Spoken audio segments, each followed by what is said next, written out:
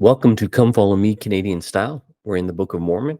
Today we're dealing with Alma chapters 43 to 52, week 33.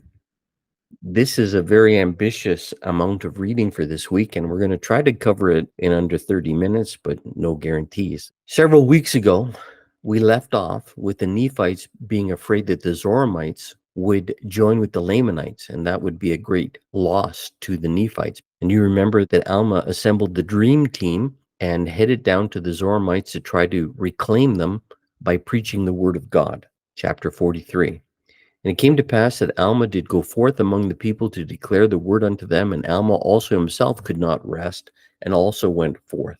Verse 4. For behold, it came to pass that the Zoramites became Lamanites. Therefore, in the commencement of the 18th year, the people of the Nephites saw that the Lamanites were coming upon them. Therefore, they made preparations for war. Yea, they gathered together their armies in the land of Jershon. It came to pass that the Lamanites came with their thousands, and they came into the land of Antonium, which is the land of the Zoramites, and a man by the name of Zarahemnah was their leader. Zarahemnah is an interesting name because it sounds like Zarahemla, which was the capital of the Mulekite area. And so there's some speculation that he might actually have been a Mulekite, or he was descendant from a Mulekite. That would have made him part of the priestly family, which may have been the reason why he didn't like their democracy that was going on. I'm going to step aside here and quote something from David O. McKay. There are two conditions which may justify a truly Christian man to enter. Mind you, I say enter, not begin a war. An attempt to dominate and to deprive another of his free agency. And two, loyalty to his country. Possibly there's a third, namely defense of a weak nation that is being unjustly crushed by a strong, ruthless one. And I think we have all three of these factors here involved in this war. So was it a justified thing for the Nephites to go to war? Verse 6. And now as the Amalekites were of a more wicked and murderous disposition than the Lamanites were in and of themselves, therefore Zarahemnah appointed chief captains over the Lamanites, and they were all Amalekites and Zoramites. Now this he did that he might preserve their hatred towards the Nephites, that he might bring them into subjection to the accomplishment of his designs. And we see this quite often where the Lamanites are being led by disaffected Nephites who have this hatred they can't seem to get rid of. Verse 16, now the leader of the Nephites, or the man who had been appointed to be the chief captain over the Nephites, now the chief captain took the command of all the armies of the Nephites, and his name was Moroni. And Moroni took all the command and the government of their wars, and he was only 25 years old when he was appointed chief captain over the armies of the Nephites. 19. And when the armies of the Lamanites saw that the people of Nephi, or that Moroni, had prepared his people with breastplates and with arm shields, yea, and also shields to defend their heads, and also they were dressed with thick clothing. Now the army of Zarahemnah was not prepared with any such thing. They only had their swords and their scimitars and their bows and their arrows, their stones and their slings, and they were naked, save it were a skin which was girded about their loins. Yea, all were naked, save it were the Zoramites and the Amalekites, who were ex-Nephites and had a little bit of armor. Moroni sees people differently than Satan and his minions see them. And God and his servants give us armor to protect us, whereas the Lamanites didn't care. Verse 22, behold, now it came to pass that they durst not come against the Nephites in the borders of Jershon. Therefore they departed out of the land of Antonium into the wilderness. They're afraid because of the armor. And they took their journey round about the wilderness, away by the head of the river Sidon, that they might come into the land of Manti and take possession of the land. For they did suppose that the armies of Moroni would not know where they had gone. 24, and it came to pass that the word of the Lord came unto Alma, because Moroni had approached Alma and said, what should I do? Where should I go? He'd also sent spies to follow them, but he wanted to know what the Lord wanted him to do. And Alma informed the messengers of Moroni that the armies of the Lamanites were marching round about the wilderness, that they might come over into the land of Manti, that they might commence an attack upon the weaker part of the people. And those messengers went and delivered the messages unto Moroni. 30. And he also, knowing that it was only the desire of the Nephites to preserve their lands, their liberty, and their church, therefore he thought it no sin that he should defend them by stratagem. Therefore he found by his spies which course the Lamanites were to take. He splits his army into two, conceals one behind them and one in front of them. with the river in between. And the fight begins, verse 38, while on the one hand there was now and then a man fell among the Nephites by their swords and the loss of blood, they being shielded from the more vital parts of the body, or the more vital parts of the body being shielded from the strokes of the Lamanites by their breastplates and their arm shields and their head plates. And thus the Nephites did carry on a work of death among the Lamanites. It came to pass that the Lamanites became frightened because of the great destruction.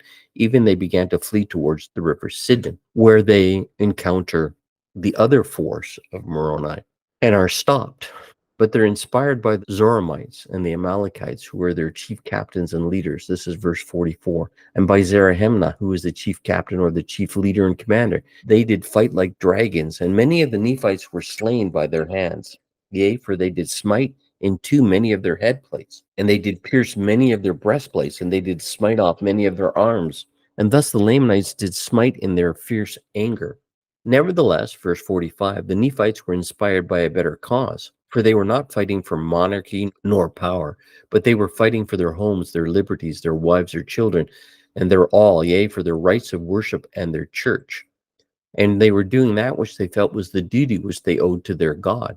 For the Lord had said unto them and also unto their fathers, and this is really important, that inasmuch as ye are not guilty of the first offense, neither the second, ye shall not suffer yourself to be slain by the hands of your enemies.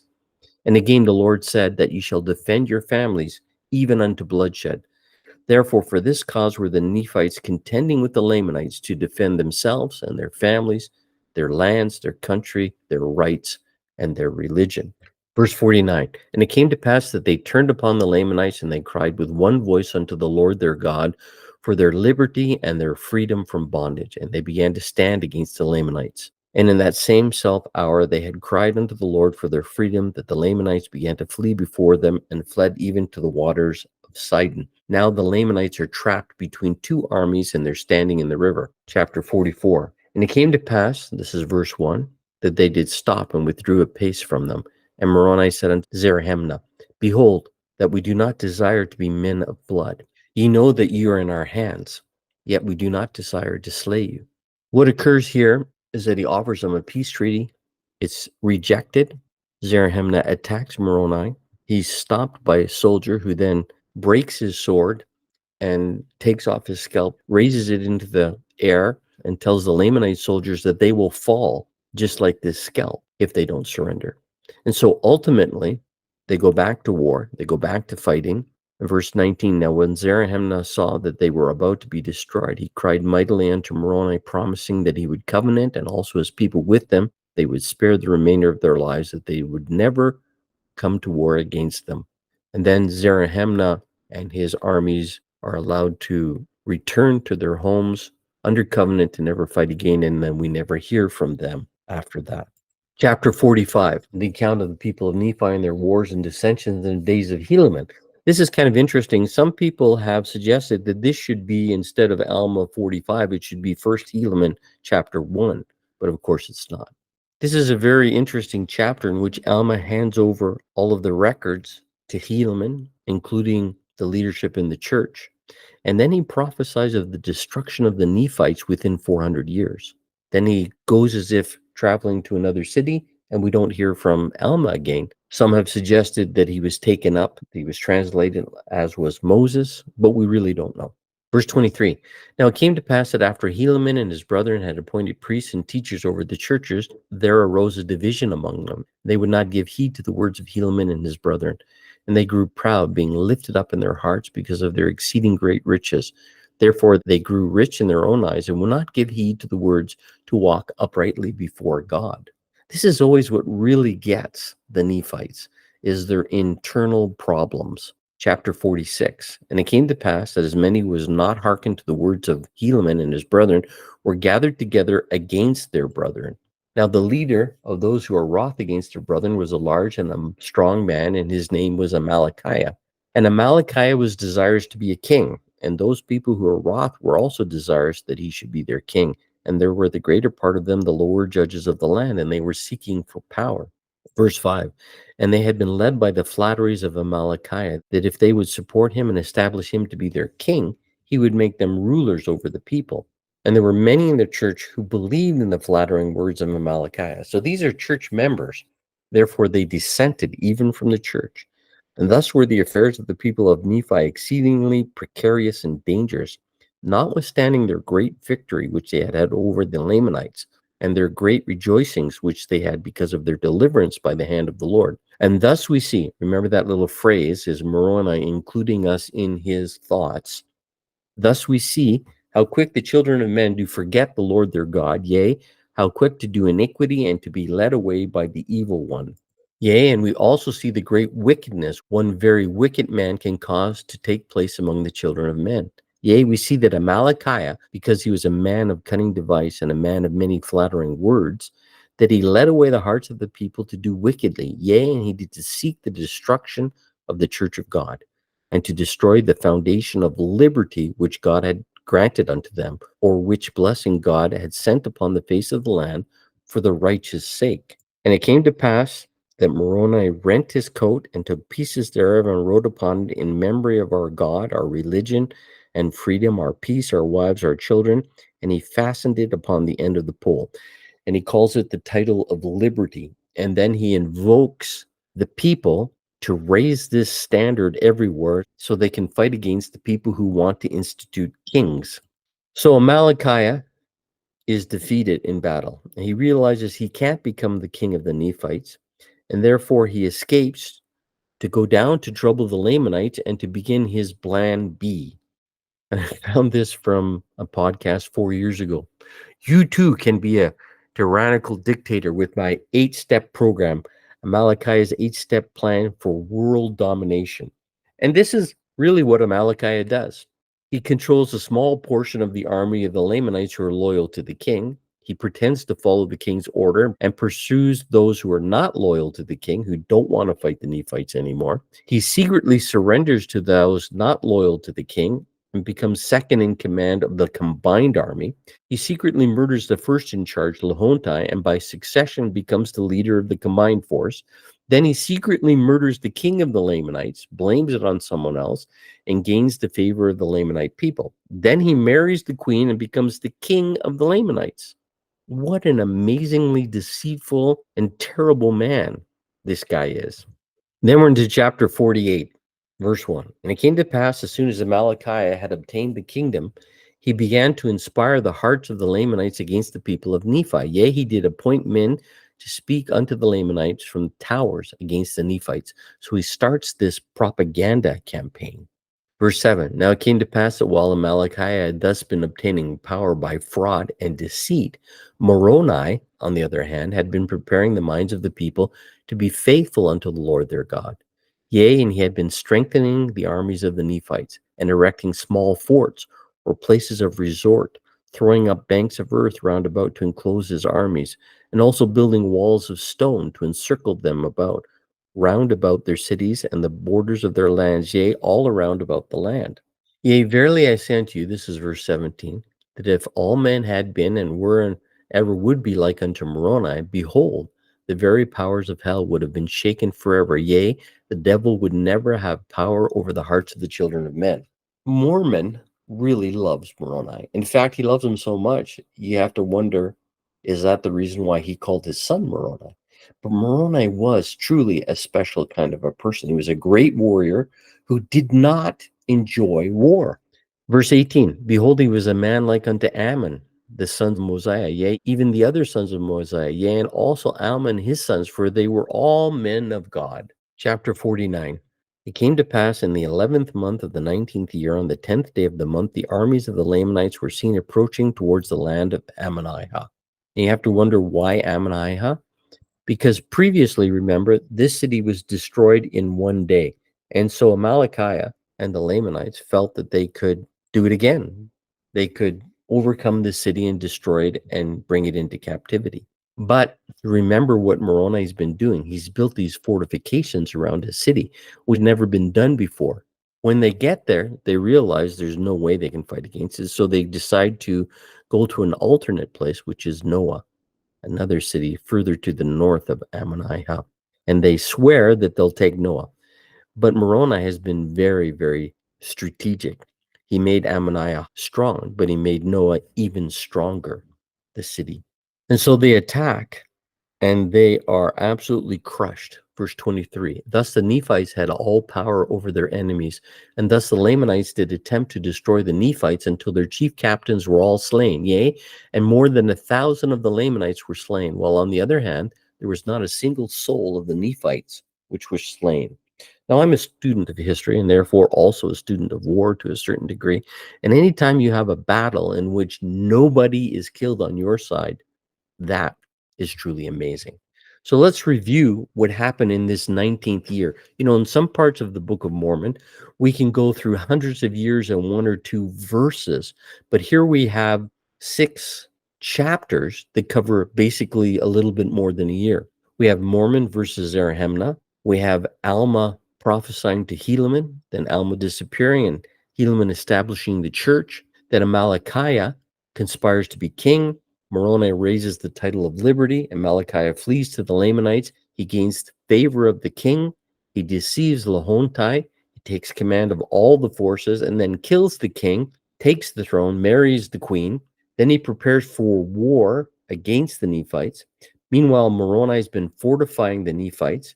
Helaman prepares the Nephites spiritually. The Lamanites march to attack Ammoniah. They're frustrated there, so they go to Noah, and the situation is even worse, and they are defeated in battle. And that is a lot of time spent in this 1 year. So you have to wonder why. Well, they could see our day. They knew that we would have wars. I think that Mormon is trying to prepare us mentally. Chapter 50. Verse 1. Now it came to pass that Moroni did not stop making preparations for war or to defend his people against the Lamanites, for he caused that his army should commence in the commencement of the 20th year of the reign of Judges. They should commence in digging up heaps of earth round about all the cities throughout all the land. So all of his cities now become very defensive. It's very interesting to me, and I think this is another thing that Mormon is trying to teach us, that every time the Nephites create some sort of strategic advantage, the Lamanites copy it. So they learn from their mistakes. But then the Nephites have to raise their game a little bit, develop a new strategy. And I think that's applicable to us today. Because as I think about my time when I was growing up, and I think about my kids and my grandkids and the time that we live in now, we need to be flexible enough and need to be inspired by the Lord to up our game and to realize that times are changing and that we need to be current with what's happening so that we can offer the best defense to our children, our grandchildren, our great-grandchildren. We need to be able to offer them this increased defensive posture that Moroni had to do each time for the Nephites, because the enemy is also getting stronger and learning from their mistakes. Verse 23. But behold, there was never a happier time among the people of Nephi, since the days of Nephi, than in the days of Moroni. Yea, even at this time, in the 20th and first year of the reign of the judges. How can that be? These guys are going through a whole series of continuous wars, and yet there never was a happier time. And I think this goes back to what the prophets are trying to teach us, that it doesn't really matter the circumstances that we're in. What matters is our heart condition, how we feel about the Lord, how we feel about the inspiration that is coming, how we're living our lives. We can be in difficult times and still have happiness and joy. Okay, in this chapter, we have another internal strife between 2 cities, Morianton and Lehi, and it's a land grab by Morianton, in which Moroni is sent down there with his armies to settle this dispute because they're going to war over a land dispute. Verse 29. Morianton put it into their hearts that they should flee to the land which was northward. These guys are in the wrong, and they want to run away and go to the land northward, which is covered with large bodies of water, and take possession of the land. And behold, they would have carried this plan into effect, which would have been a cause to have been lamented. But behold, Morianton, being a man of much passion, therefore he was angered with one of his maidservants and fell upon her and beat her much. Now we could spend a whole hour talking about mistreating women, but we don't have the time, despite the importance of it. But the key part here is that this woman got out of a dangerous situation, and she went to where she could get safety and disclosed this plan of Moriantum to take his people and head north, which would have put them in a difficult situation, being surrounded by potential enemies, and stopped this particular problem. She, of course, also was rescued. Chapter 51. I know we're zooming through this, but we're doing the best we can. And it came to pass in the commencement of the 25th year, they having established peace between the people of Lehi and the people of Morianton concerning their lands, and having commenced 25th year in peace, what happened was they sent an army to stop Morianton, and the army is headed by Teancum, who is a very famous general. Verse 2, nevertheless, they did not long maintain an entire peace in the land, for there began to be contention among the people concerning their chief judge, Behoran. For behold, there were a part of the people who desired that a few particular points of law should be altered, but Behoran would not alter nor suffer the law to be altered. Therefore, he did not hearken to those who had sent in their voices with their petitions concerning the altering of the law. And it came to pass that those who were desirous that Behoran should be dethroned from the judgment seat were called kingmen. This is verse 5. For they were desirous that the law should be altered in a manner to overthrow the free government and establish a king over the land. And those who were desirous that Behoran should remain chief judge over the land took upon them the name of freemen. And there was a division among them, for the freemen had sworn or covenanted to maintain their rights and the privileges of their religion by a free government. Verse 7, and it came to pass that this matter of their contention was settled by the voice of the people. And it came to pass that the voice of the people came in favor of the freemen. And Behoran retained the judgment seat, which caused much rejoicing among the brethren of Behoran, and also many of the people of liberty, who also put the kingmen to silence. And they durst not oppose, but were obliged to maintain the cause of freedom. Now those who were in favor of kings were those of high birth, and they sought to be kings, and they were supported by those who sought for power and authority over the people. So Moroni rallies the troops again, and then goes through and puts down the kingmen and forces them to support the government or to be slain. Verse 22. But behold, it came to pass that while Moroni was thus breaking down the wars and contentions among his own people, and subjecting them to peace and civilization, and making regulations to prepare for war against the Lamanites, behold, the Lamanites had come into the land of Moroni, which was in the borders by the seashore. And it came to pass that the Nephites were not sufficiently strong in the city of Moroni. Therefore Amalickiah did drive them, slaying many. And it came to pass that Amalickiah took possession of the city, yea, possession of all their fortifications. So not only did they conquer the land, but they got a very strongly fortified city after the manner of the Nephites. And then Amalickiah systematically goes up the east coast and conquers all of these different places. And I would like to point out that Lehi and Morianton were among those first ones to go under. He makes it all the way up to the city of Mulek, which is just before Bountiful. And you can see what he's trying to do. He's trying to surround the Nephites and put them in a very, very dangerous situation. The problem is that Amalickiah, although he's defeated all of these armies, he doesn't count on meeting Teancum. Verse 30, and it came to pass that he, meaning Teancum, headed Amalickiah also, as he was marching forth with his numerous army, that he might take possession of the land Bountiful, and also the land northward.